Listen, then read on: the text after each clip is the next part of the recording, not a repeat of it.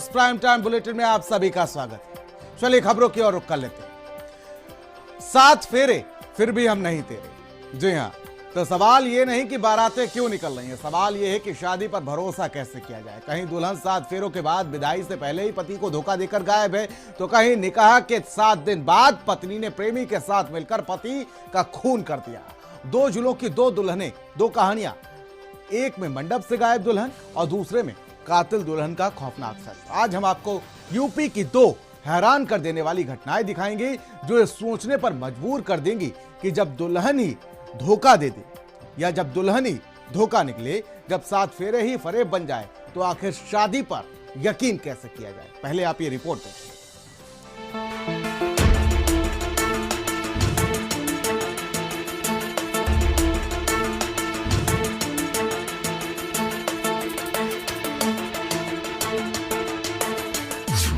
शादी पर कैसे किया जाए भरोसा।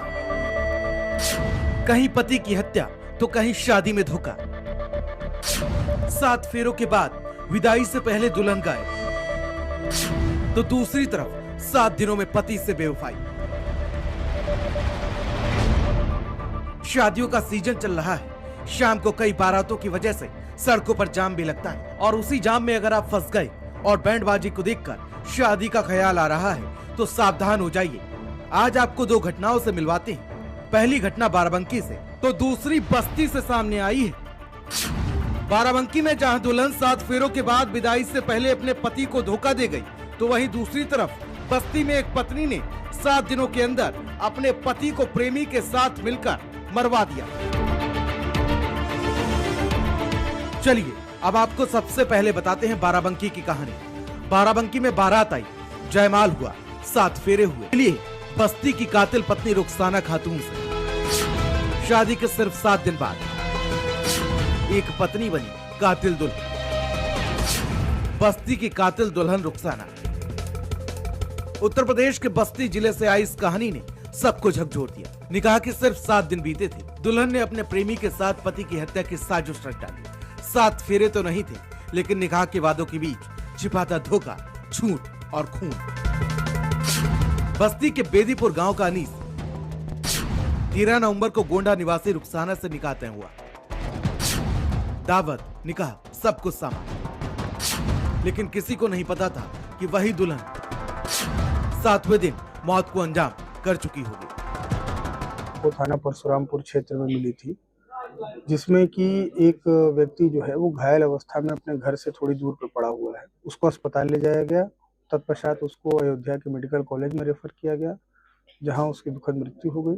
इलाज के दौरान पता चला कि उसको गोली लगी है। वो अनीस नाम का व्यक्ति था, जिसकी शादी अभी 13 तारीख को ही हुई थी इसी महीने। और इसमें प्रकरण पूरा ये निकल के आया कि इस महिला की, जो उसकी पत्नी थी, उसके पहले ही एक व्यक्ति रिंकू कनौजिया, जो कि थाना गौड़ क्षेत्र का रहने वाला है, उससे संबंधित है। रुखसाना का 2 साल से प्रेम संबंध था रिंकू कनौजिया से। निकाह हो गया, लेकिन चैट, कॉल और मुलाकातें बंद नहीं। शादी के दूसरे दिन ससुराल छोड़कर रुखसाना मायके चली गई और यहीं रची गई हत्या की साजिश। 19 नवंबर की शाम अनीस घर के बाहर टहल रहा था, तभी रुखसाना ने फोन किया। हमारे जानने वाले रास्ता भूल गए, जाकर रास्ता दिखा दो। अनीस चक्रोट पहुंचा और वहां उसका इंतजार कर रहा था रिंकू। रिंकू ने रास्ता पूछने के बहाने बातों में लगाया और फिर माथे पर कट्टा सटाकर गोली मार। और अब सवाल हर घर का है, हर माँ बाप का और हर उस लड़के का जो 7 फेरों या निकाह के बाद अपनी जिंदगी किसी के हवाले कर देता है। सवाल ये है कि जब दुल्हन ही कातिल निकल जाए, जब सुहाग की सेज पर साजिश बुनी जाए, जब प्यार की जगह खंजर चले, तो बताइए शादी पर भरोसा कैसे किया जाए। स्पेशल डेस्क, भारत समाचार।